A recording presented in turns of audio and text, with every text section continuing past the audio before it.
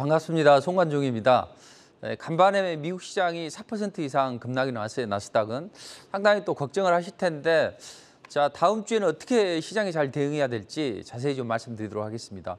자, 미국 시장이 예전보다는 실적 기대감이 잘 반영이 되지는 않아요. 그래서 아마존이 7분기 만에 적자로 돌아섰다 이런 소식 때문에 14% 급락이 나왔고 또 애플도 한 3% 정도 빠졌습니다.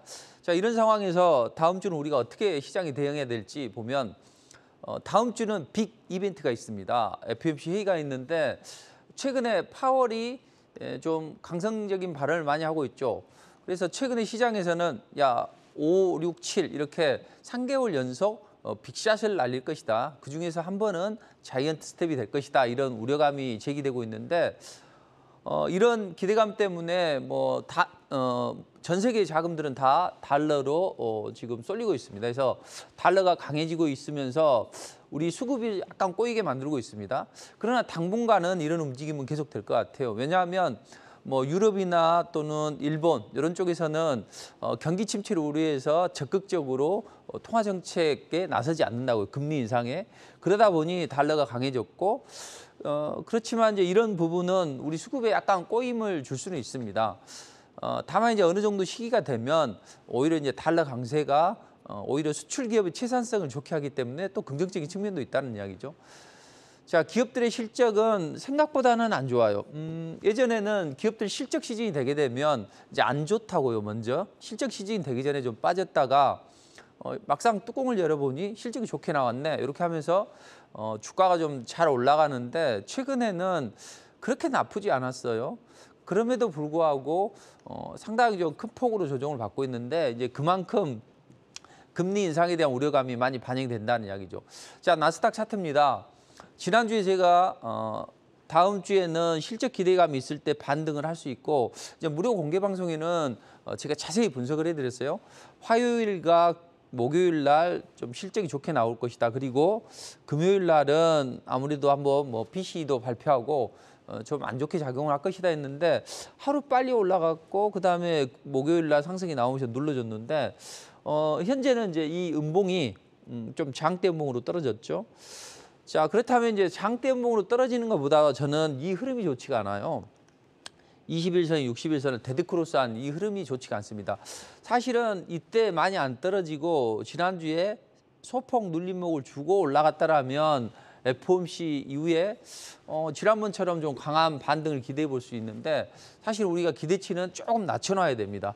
그러나 아직까지 끝난 건 아니기 때문에 다음 주 행보를 잘 봐야 돼요. 그러나 만약에 반등이 나온다 하더라도 지난번처럼 이렇게 시원스러운 반등보다는 일단 21선에 안착하는 정도의 반등이 나올 걸로 보입니다. 그래서 다음 주에는 일단 하락을 제어하는 브레이크가 걸려야 되고 FOMC 이후에 21선 돌파 시도하는 반등만 나와줘도 지금 단계에서는 그래도 선빵했다 이렇게 볼 수 있는데 다만 이제 만약에 다시 한번 흘러내려서 조정을 받는다면 미국 시장에 대한 기대치는 조금 낮춰놔야 된다 이렇게 보시면 될 것 같습니다. 자, 그럼 이제 우리 시장은 다음 주에 어떻게 연계될 것인가? 분명 달러 강세가 있거든요. 그럼에도 불구하고 외국인들 수급은 폭발적인 매도는 안 나온다는 거죠. 자, 어제 제가 투자자분들께 이런 말씀 드렸습니다. 자, 장 초반에는 개인 투자자분들이 매수를 합니다. 근데 외국인 기관이 지금 매도는 하고 있지만 미 시간의 선물이 올라가면 외국인 기관도 어떤 특정한 하나의 단체가 아니고 서로 눈치 보는 단체이기 때문에 외국인 기관이 순매수로 전환하면서 지수가 더 올라갈 것이다. 이제 이런 말씀 드렸는데 그만큼 달러 강세에도 불구하고 그렇게까지 수급은 나쁘지는 않다는 거죠. 분명히 달러가 추세적으로 상승하는 추세입니다. 근데 우리도 금요일 날은 달러 강세에 묶여서 달러 원 환율도 상승을 해야 되는데 외국인들이 순매수로 전환하면서 오히려 달러 원 환율은 떨어졌다는 이야기죠. 자, 이런 것을 보면 달러 강세가 계속 수급을 악화시키지는 않을 것이다. 이렇게 보시고 우리는 미국보다는 좀 더 견조한 움직임 나오죠. 아무래도 대형주들의 약진이 눈에 띕니다. 어제 삼성전자나 또는 코스닥에서는 에코프로 BM이 좀 약진하면서 움직임이 좋아졌는데 우리는 대통령 취임에 대한 기대감, 새 정부 입성에 대한 기대감 이런 것들이 반영이 된다는 이야기죠. 특히나 바이든이 방문을 하고 이런 기대감 때문에 삼성전자도 잘 움직이면서 양봉을 만들었고 코스닥도 양봉을 만들었다는 이야기죠. 자, 다음 주에는 영향은 좀 받겠지만 FOMC 끝나고 또 대통령 취임되면 지수는 좀 더 견고해질 것이고 그 글로벌 긴축 우려감이 조금 좀 제한적으로 작용할 수 있잖아요. 그리고 종목별로는 정부의 정책 관련주들 이런 종목들이 어떤 강한 랠리가 나올 걸로 보입니다. 그래서 지수가 폭발적으로 올라가기보다는 일단 지수는 안정이 되고 종목별 장세가 나올 수가 있으니까 우리는 그 흐름에 맞춰서 잘 대응을 하면 될 것 같습니다. 자, 최근에 시장의 하드입니다. 3일 천하, 순환매, 부익부 빈익빈, 주마가편, 낙마, 작은 것은 아름답다. 저게 뭐야? 이렇게 생각을 할 수 있는데 요즘에는 테마가 형성이 되면 뭐 주야장천 올라가는 게 아니에요. 길면 3일, 짧으면 하루 천하로 끝나는 경우도 있습니다. 자, 그렇다면 쫓아가면 안 되겠죠. 왜? 저거 못 잡았다면 내태우지 말고 새롭게 부상할 수 있는 그런 테마를 공략한다면 좀 강한 랠리가 나올 수가 있으니까 순환매 흐름에 대응해서 기다리면 됩니다. 대신 이제 저런 종목들을 선침해를 하는 게 좋겠죠. 자, 그다음 부익부 빈익비 장세입니다. 주도주를 공략해야 됩니다. 괜히 2등주, 3등주 공략하는 것보다는 주도주를 적극적으로 공략하는 게 지금은 맞다. 그리고 우리가 달리는 말에 채찍을 가라 이제 이런 표현을 써서 상승하는 종목에 이제 올라타는 그런 경우가 있는데, 자, 달리는 말에 너무 세게 때리면 어떻게 됩니까? 말 놀라서 힝 합니다. 그래서 괜히 말에서 떨어질 수 있겠죠. 자, 어제 거리두기 완화를 또 실시했죠. 야외에서 마스크를 해제한다. 자, 그 기대감 때문에 화장품 관련주가 올라갔지만 아무래도 중국에 대한 우려감이 있고 하기 때문에 화장품들이 고점에서 밀렸다는 이야기죠. 또 에그플레이션 관련주들이 최근에 좀 급등이 나왔습니다. 뭐 이번 주, 지난주까지만 해도 모든 방송에서 에그플레이션 관련주 뭐가 어떠네 이런 이야기를 했지만 결국은 그것은 몇 주 전에 그리고 이미 한 2, 3주 전에 3, 4주 전에 그런 종목을 매수를 해서 올라가면 오히려 시장이 열광할 때 차익 실현을 하고 내줘야죠. 그런데 우리는 막상 그 테마가 어떤 강력하게 형성이 되면 그때부터 이제 이삭죽기 구간에서 돌입을 한다는 이야기죠. 그러다 보니 괜히 올라가서 약간 먹을 수는 있겠지만 다들 물린다는 이야기죠. 그렇지만 순환매 흐름에 잘 대비하면 상승 초기에 이런 종목들을 잘 제시해 드립니다. 지난주에도 뭐 플라잉카나 기타 LNG나 뭐 석유 관련주들 잘 말씀드렸죠. 이번 주에도 좋은 전략을 드리도록 하겠습니다.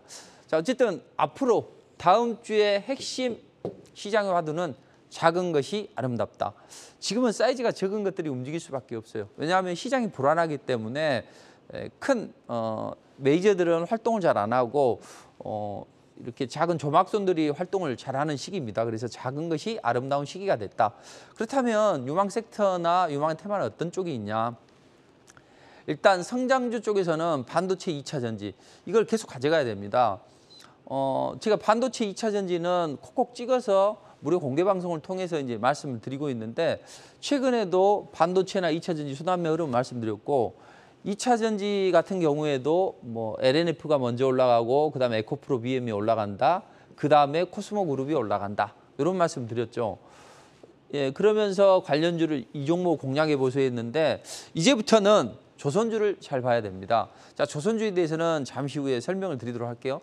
제가 이제 우리가 조선주가 올라가게 되면 TV 같은 데서나 모든 이제 증권사 리포트도 그래요. 조선주에 대해서 긍정적으로 이야기를 한다고요. 근데 막상 그런 종목은 저는 그랬죠. 2주 후에 보시라. 그 2주가 드디어 왔습니다.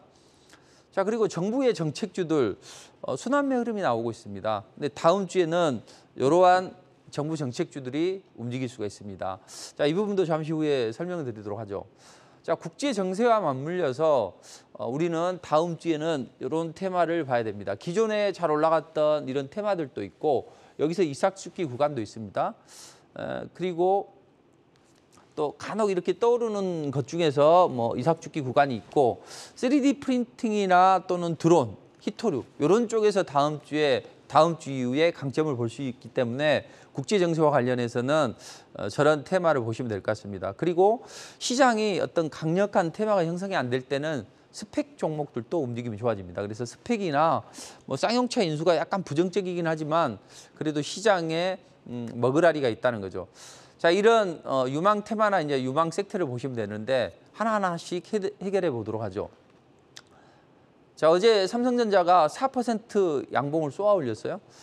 여러 가지 이유가 있습니다. 지금 삼성전자를 외국인들은 최근에 비중을 많이 줄였어요. 이렇게 많이 줄였는데 삼성전자를 손절하던 외국인이 드디어 매수를 했고 기관도 따라 매수를 했다는 이야기죠. 자, 연준의 고강도 긴축이나 중국의 락다운 우려감, 또 신흥국에서 야, 금리를 미국에서 많이 준다고 하네. 그렇다면 굳이 떨면서 한정식을 먹을 필요 없이 시원한 에어컨 바람 쐬면서 스테이크를 썰겠다 이런 거죠. 자, 그러면서 신흥국에서 자금이 줄어들었고 신흥국에서 자금을 줄어들면 항상 대형주부터 줄어듭니다. 그래서 삼성전자가 실적이 견조함에도 불구하고 조정을 받았단 말이에요. 근데 바이든이 역대 최초로 먼저 또 방문을 하게 한국의 반도체 공장을 방문하게 됩니다.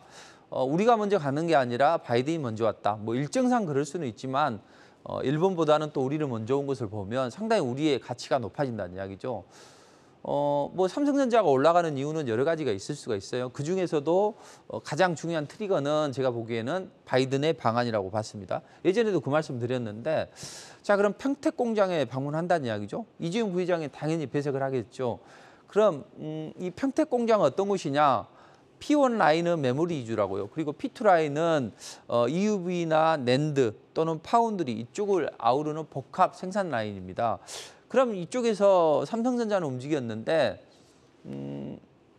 앞으로 어느 쪽이 움직일 건가? 반도체 관련주들은 이제 중요하게 실적이 뒷받침이 되는 그런 종목들은 이미 올라갔단 말이에요.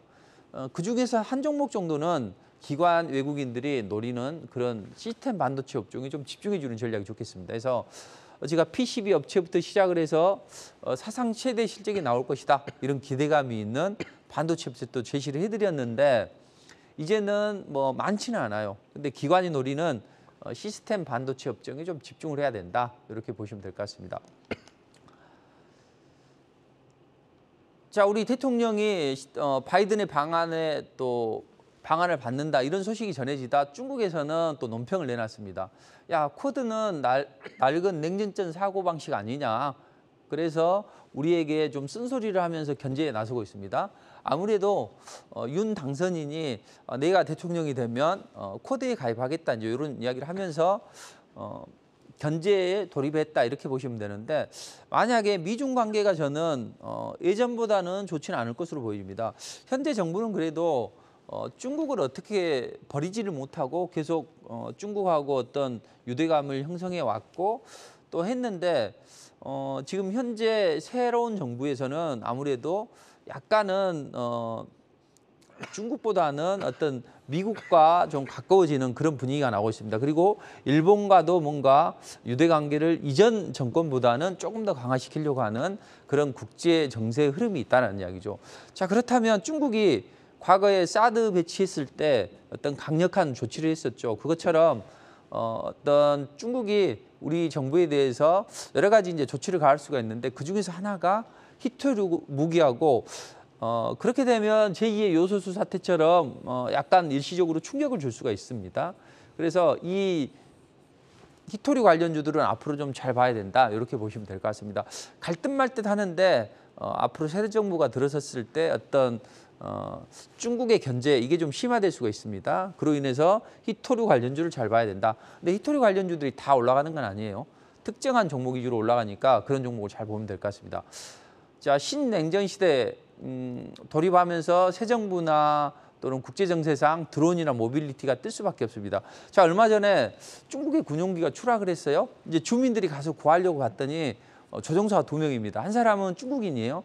한 사람은 외국인이에요. 근데 그 러시아인이다 이런 이야기를 하고 있다라는 이야기죠. 자, 당국에서는 침묵을 지키고 있는데 제가 보기에는 만약에 이 사람이 정말로 러시아인이라면 러시아가 전투기 전력을 보충하기 위해서 좀 뭔가 중국에 주었던 수호의 Su-30 여기가 필요하기 때문에 여기에 대한 어떤 훈련 차원으로 보여집니다. 사실 러시아의 4대 주력 전투기는 이쪽인데 이제 중국에서 이걸 뭐 복제품도 생산하고 또 이걸 중국에다가 또 팔기도 했다고요. 그래서 주력 전투기가 러시아의 주력 전투기가 인도에는 272대를 팔았고 중국은 한 100대 정도 팔았어요. 근데 인도한테 야 우리 어려우니 좀 달라 이렇게 하게 되면 인도가 주겠습니까? 어렵겠죠. 내가 석유는 받을 수 있어. 싸게 주니까. 그런데 전투기는 우리가 준다면 정말로 미국과 등지는 결과가 나오니까 그렇게 할 수는 없어. 이제 이런 입장이겠죠. 근데 중국에서 운용하고 있는 수호이 SU-30은 줄 수 있다는 이야기죠. 공준전에도 능하고 대지 전력도 갖춘 다목적 전투기 때문에 러시아는 이게 필요하다. 이렇게 보시면 되겠고. 자, 이제 이런 중국이 보이지 않게 러시아를 도와주고 있다는 거죠. 자, 이랬을 때 서방에서는 이제 자 러시아가 예전에는 좀 너무 과하게 해서 서방이나 아니면 미국과 전면전을 치를 수 있겠다 이런 우려감 때문에 적극적으로 지원 안 해줬다고요. 그런데 이번에는 이제 적극적으로 지원해 줍니다. 그런데 주로 지원해 주는 쪽이 드론이나 초음속 미사일 뭐 이런 쪽을 지원해 주고 있고 여기가 더불어서 중국 드론 업체죠. DJI도 러시아나 우크라이나 사업을 일시적으로 중단한다고 선언했습니다. 아무래도 그런 우려감이 있죠. 자, 우리가 우크라이나 쪽의 정보를 러시아에 준다. 이런 이제 이야기를 하면서 그럼 우리가 이쪽에 사업을 안 할게. 이런 이야기를 보이고 있습니다. 자, 앞으로는 이 신냉전 시대가 가속화될 수 있고 중국이 보이지 않게 러시아를 도와주는 상황에서 우리가 현대전은요 어떤 진짜 보병 부대가 나가서 뭐 백병전을 하고 그런 게 아니라 무인기들이 많이 활동을 합니다. 왜냐하면 직접 우리 총 들고 싸우라 하면 처음에는 막 전투하면 뭐 명사수가 담배 세워놓고 막 싸고 이런 군대에서 보면 이런 사격 훈련도 하죠. 그런데 막상 전투에 돌입하게 되면 막 얼굴은 참호에 갇히면서 총만 쏴대는 이런 움직임이 나올 수가 있다는 거죠. 그래서 사람이 직접 하지 않는 이런 드론 이쪽이 강점을 가질 수 있고 우리 정부에서도 드론 정책에 드라이브를 걸고 있습니다. 이 상황에서 캔코아 에어로페이스가 드론과 또 플라잉카의 절묘한 동거를 선언하고 있습니다. 레이싱 드론 1위 업체를 지분을 인수하면서 우리가 도심항공 모빌리티 쪽에 드라이브를 걸겠다 이제 이런 이야기를 하고 있다는 거죠. 자, 세계 정부가 적극적으로 드론이나 또는 플라잉카 쪽에 드라이브를 걸고 있고 현 정부에서도 2025년도에는 우리가 플라잉카를 상용화하겠다. 그래서 전담 조직을 개편을 하고 있습니다. 자, 이런 상황인데 미국만 또는 우리나라만 이렇게 하는 게 아니라 영국에서도 적극적으로 이 사업을 진행을 하고 있습니다. 자, 2025년도에도 우리 또 상용하겠다. 너희만 상용하냐 하면서 세계 최초의 드론이나 플라잉카 전용 공항을 오픈을 한다. 그래서 이제 오픈을 이미 시작을 했다는 이야기죠. 이게 버티포티라는 건데 이쪽에 보면 일부에서는 뭐 드론, 일부에서는 플라잉카 뭐 이런 여러 가지 터미널이 이제 형성이 된다는 이야기죠. 자, 그렇다면 이런 움직임이 미국에만 있고 영국에만 있냐 이런 게 아니라 우리 정부에서도 또 우리 국내 기업들도 적극적으로 나오고 있습니다. 두 회사가 있는데 현대차나 하나 그리고 SK텔레콤이나 네이버나 이쪽에서도 적극적으로 드라이브를 걸고 있다는 이야기죠. 그래서 한국형 버티포티도 구축이 되고 있다 이렇게 보시고 인수위에서는 그래 그럼 우리가 상용화를 적극적으로 지원해 줄까 하면서 도심 항공 정책팀도 신설을 했습니다. 자, 제가 얼마 전에 지난주 지지난주에 뜬금없이 플라잉카를 이야기를 하면서 그 관련주를 했습니다. 사실 저도 야 이게 내가 잘못되는 거 아닌가? 아무리 제가 시장에 앞서 나간 전략을 드렸어요. 그러면서 예전에 뭐 천연가스나 이런 원자재 관련주들 또 에그플레이션 관련주들을 올라가지 않고 조용할 때 상승 초기에 말씀을 드렸는데 그런 차원에서도 시장을 앞서 나가는 전략을 드린다고 너무 앞서 나가는 게 아닌가. 근데 이런 움직임이 이번 주에 강력하게 형성이 됐다는 이야기죠. 그래서 지난주에 이제 제가 플라잉카가 뜬다 이런 이야기를 하면서 SK텔레콤 사장 이 영상을 보여드리면서 말씀드렸죠. 그런데 그 관련주 제가 플라잉카 2주 전에 할 때는 여기에서 제시를 해드렸고 종목도 지난주에도 또 여기서도 제시를 해드렸고 이제 먼저 여러분들께 방송에서 무료 공개 방송에서 말씀드리고 저는 정확한 타이밍을 어느 정도 알기 때문에 이제 저도 여기서 급등하기 하루 전날 리포팅을 통해서 해드렸다고요. 뱃세를 공략해보자. 이렇게 했는데 무방에서 제시해드렸을 때는 저점에서 100% 올라갔고 제가 제시해드린 이후에도 단기적으로 급등이 나왔다는 이야기죠. 그래서 투자자들이 좋아해 주시던데 자 이런 종목들은 앞으로 더 움직임이 좋아질 겁니다. 그래서 앞으로 큰 테마가 없습니다. 원전이나 로봇주 이후에 플라잉카가 강력하게 형성이 될 수 있으니까 그쪽을 잘 보시면 됩니다. 자 조선주들이 성장주로 진화하고 있다고 제가 말씀드렸습니다. 조선주들은 실적은 좋게 나와요.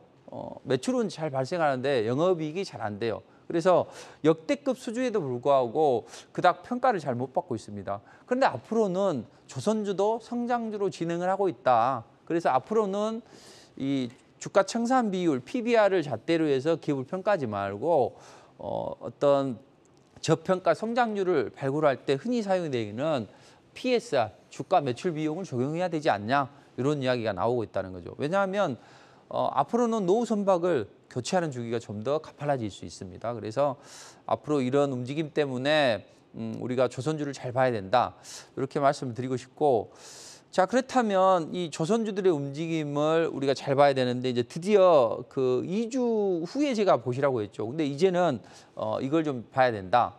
그렇다면 얘네들은 왜 수주를 많이 하는데 영업이익은 적지 않을까 보시면 이 로열티를 많이 지급해요. 성가의 5%를 프랑스 GTT사에다가 많이 제시를 해준다고요. 그래서 여기 화물창이 있는데 LNG를 싣는 이쪽에 결빙이 발생해요. 그리고 가스가 누출이 됩니다. 그러면서 한국형 화물창이 본격적으로 가동 안 하는데 제2의 한국형 화물창이 본격적으로 가동을 하게 되면 조선주는 성장주로 진화하면서 강한 움직임이 나올 수 있다. 그래서 여러분들이 이제 공략해야 될 것은 다음 주에는 조선주를 적극적으로 공략하시면 된다. 특히 저는 이제 에너지 가격 상승하면서 조선기자재 쪽으로 움직임이 나올 수 있다고 봐요. 저는 지난주에 투자자분들께 선박 평형수 처리 관련 종목을 제시드렸더니 당일날 12%가 올라갔는데 다음 주에 이런 종목들 그리고 최초로 형식 승인을 통해서 정부 정책주로 각광받고 있는 조선기자재 업체 이 종목을 노리시는 게 좋을 것 같습니다. 자, 이 종목에 대해서는 잠시 후에 무료 공개 방송에서 말씀드리도록 하겠습니다. 자, 에그플레이션 관련주는 이삭죽기 구간이라고 했죠. 우크라이나 농부가 방탄조끼 입고 헬멧을 쓰고 씨를 뿌리고 있습니다. 물론 이런 이유는 앞으로도 에그플레이션이 더 심화될 수 있겠다 이런 방증을 나타내는 것이고 이제는 이삭죽기 구간이라는 이야기죠. 그래서 지난주에 제가 한탑에 이런 모습을 갖춘 이런 종목은 이삭죽기 구간이니까 짧게 해보십시오 했는데 이게 해태 제거했습니다. 그래서 이 자리에서 한 25% 상승이 나왔는데 이런 이삭죽기 구간이에요. 자, 사료주, 수산주, 돈육주, 육개주 다음에 뭐냐? 그래서 제가 지난주에 방송했던 정다운이다, 오리주다 해서 오리주 제시해드렸는데 단기적으로 저점 형성하고 월요일부터 이렇게 슈팅이 나왔다는 이야기죠. 지금은 에그플레이션 관련주들은 이삭죽기 구간입니다. 이런 종목을 좀 공략하시는 게 좋을 것 같아요. 자, 그리고 오히려 저는 이 에그플레이션 관련주들이 이삭죽기 구간이니 우리는 이 천연가스나 또는 가스 금수 조치 때문에 이런 LNG나 이런 종목들을 봐야 된다. 특히나 프랑스 쪽에서는 르펜과 또 기존의 대통령과 경쟁을 하면서 르펜이 상당히 친러시아적인 인물이다. 이 대통령 선거가 있고 나서부터 금수 조치가 진행이 될 것이다. 그러니 우리는 천연가스 관련주를 봐야 된다. 이런 말씀 드렸죠. 그랬는데 이번 주에 강한 랠리가 나왔어요. GSE 대성에너지, 급기야는 금요일 날 SH에너지화학까지 움직임이 나왔습니다. 그렇다면 이쪽에서도 유가가 상승하고 있고 천연가스 금수 조치에 대한 우려감이 또 깊어지고 있기 때문에 추가로 올라갈 수 있는 종목이 있다는 이야기죠. 순환매 흐름이 있습니다. 자, 최근에 한 목요일, 수요일 같은 경우에는 2등주였던 대성주가 치고 나왔다는 이야기예요. GS가 1등주고 얘가 2등주인데 얘 둘이 자리가 바뀌었어요. 그리고 만년 3등주였던 SH에너지화학이 강한 랠리가 나왔습니다. 다음 주에는 4등주였던 종목들이 튀어 올라갈 거예요. 그리고 유가에서도 마찬가지입니다.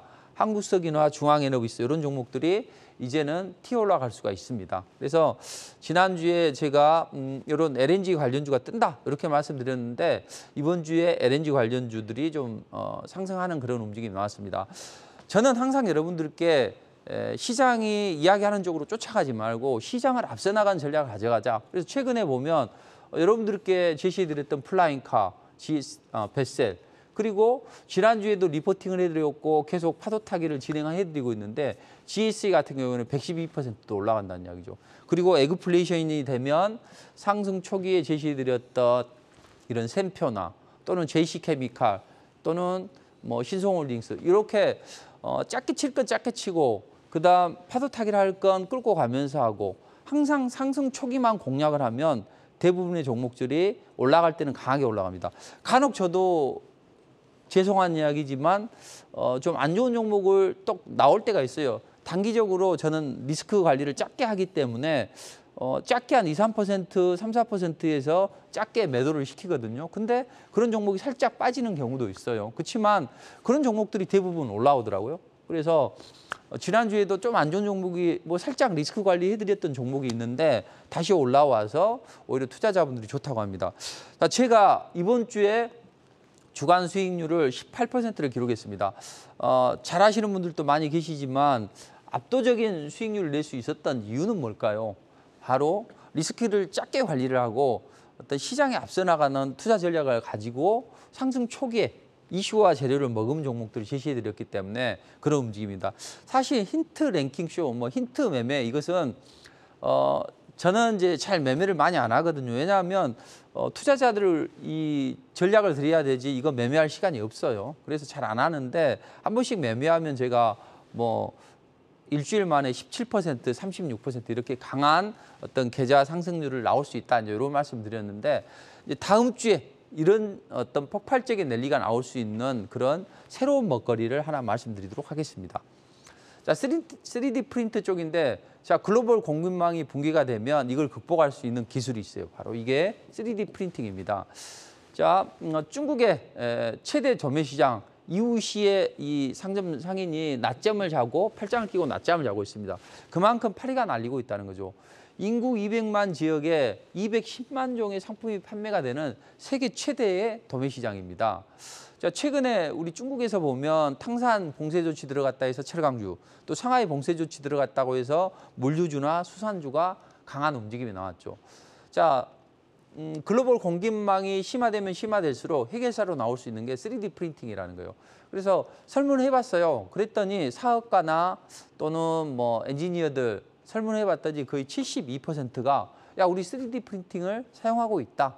근데 이전에는 뭐 테스트용으로 사용했는데 지금은 실제로 물건을 만드는 쪽에 사용하고 있다. 이런 이야기를 하고 있습니다. 자, 그렇다면 3D 프린팅 쪽에서 세계 1위 업체와 경쟁을 하면서 그 강점 때문에 외국인과 기관이 적극적으로 매수하는 새 강자가 있다는 이야기죠. 자, 이런 종목도 제시를 해드리도록 하겠습니다. 자, 그리고 또 이제 정부의 정책주를 앞으로 잘 봐야 됩니다. 자, 제가 성장주를 잘 봐야 된다. 우크라이나, 러시아 사태와 관련된 그런 섹터를 상승 초기에 걸 선취매를 해야 된다. 그리고 앞으로는 정부의 정책주를 봐야 된다고 봅니다. 정부가 가덕도 신공항 예타 면제를 최종 확정했습니다. 기재부가 확정했어요. 그랬더니 일부 단체에서 피켓 들고 이건 말이 안 된다 이런 이야기를 하고 있죠. 자, 그런데 다음 정권에 넘겨도 되는데 왜 기재부가 했을까요? 현 정권에서는 이쪽을 적극적으로 밀어붙이죠. 가덕도 신공항을. 근데 이번에 현 정부 정권에서는 과연 이제 어떤 이야기를 할지 지켜보자고요. 다만 이런 민심을 반영하는 것을 보면 너무 가덕도 쪽에 예타를 면제하는 것을 너무 서두르는 게 아니냐. 그래서 기재부한테 빨리 해 하니까 새로운 정권도 있는데 이거 내가 잘못하면 안 되겠는데 하면서 기재부에서 묘수를 낸 것 같아요. 그래서 기본계획 수립하기 전에 사업계획에 대한 적정성 검토는 실시를 해라. 예타 면제를 해줄게. 이런 식으로 해서 묘수를 둔 것 같습니다. 왜냐하면 이번에 실외 마스크 착용을 정부에서는 해제해도 된다. 여러 가지 정황상. 그리고 인수위에서는 너무 시기상조지 않냐. 우리가 입성을 하고 한 30일 후에나 이걸 판단을 할게 이렇게 이야기를 했는데 결국은 현 정권에서 실외 마스크를 해제를 했다는 이야기죠. 이런 부분과 마찬가지로 어떤 현 정부와 또 새로운 정부가 약간의 좀 견해차가 있는 것 같습니다. 근데 이번에 인수위에서 하는 이야기 보면 TK 신공항, 대구 경북 통합 신공항 건설을 조속히 추진할 것이다. 이런 입장을 표명하고 있죠. 자, 그렇다면 과거에 정권에서 신공항을 제대로 잘 하지 못했던 이유는 뭐예요? 정치적인 이유 때문에 그랬잖아요. 그래서 밀양 신공항, 가덕도 신공항 충돌이 재현될 수 있는 그런 흐름이 있다라는 이야기죠. 자, 그렇다면 우리는 밀양 쪽에 뭐 기반을 둔 기업이나 또는 가덕 쪽에 기반을 둔 기업이나 이때 뭐 엄청 급등락을 했었죠. 우리는 이런 리스크를 안고 투자를 해야 될까요? 자, 그거보다는 지역 색지를 피해가면서 시장의 주도주를 떠오를 수 있는 이런 종목을 해야죠. 이를테면 공항시설 공사를 하는데 유일하게 조달청에서 최우수 인증을 받고 주가가 상승 에너지를 응집하고 있는 그런 종목들 중에서 사이즈가 좀 적은 종목이 있다고요. 그래서 그런 종목들을 공략한다면 여러분들이 또 멋지게 승부를 할 수 있다. 절대 쫓아가는 매매는 안 됩니다. 한국화장품 제가 무료 공개 방송에서 제시해드리고 했지만 결국 이렇게 재료가 터졌을 때 오히려 고점에서 팔아야지 이거 간다고 쫓아갔다가 괜히 물리면 고점에서 밀린다는 이야기죠. 자, 덕신하우징도 마찬가지입니다. 조용할 때 사이즈가 적지만 조용할 때 제시를 해드렸는데 얘는 이제 신공항 관련주도 있지만 부동산 정책 관련주이기도 해요. 그래서 그런 기대감 때문에 제시를 해드렸는데 단기적으로 슈팅이 나왔다는 이야기도 이럴 때는 팔아야 된다는 이야기입니다. 자, 그렇다면 정부의 정책 중에서 또 새로운 정부 정책이 없을까 보면 원전주를 잘 봐야 됩니다. 지금 대통령 취임식 10일을 앞두고 있어요. 정부가 에너지 정책과 관련해서 5대 중점 과제를 발표를 했다는 이야기죠. 그중에서 여러 이야기가 많아요. 원전을 한미 공조로 적극적으로 추진하자, 신한울 3, 4, 5기를 건설을 재개하자, 뭐 이런 이야기가 있다고 여러 이야기가 있는데 그중에서 제가 볼 것은 기존의 뭐 한신기계나 뭐 이런 종목을 제시를 해드렸었는데 지금은 이런 주도주보다는 새로운 주도주, 해성처럼 떠오를 주도주를 잘 살펴봐야 된다. 그럼 어떤 종목이 될 것인가?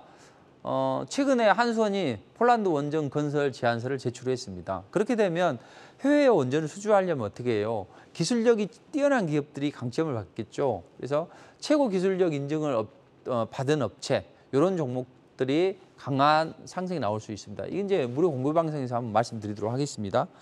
자, 그리고 최근에 북한에서도 핵을 뭐 계속적으로 시험 발사를 하려고 하고 있고 러시아에서도 궁지에 몰리게 되면 핵을 사용할 수 있다 이런 우려감이 제기가 되겠죠. 그럼 전력은 공급해 주는데 핵을 갖지 못하게 하는 스몰 모듈 원전 쪽에 강점을 갖는 부분 이런 기업들이 강점을 갖겠죠. 그래서 스몰 모듈 원전의 필수 제품을 공급하는 업체 이런 종목들이 강점을 받을 수가 있습니다. 그리고 원전 계속 운전 신청 시기를 5년 앞당긴다. 이런 이야기를 지금 하고 있죠.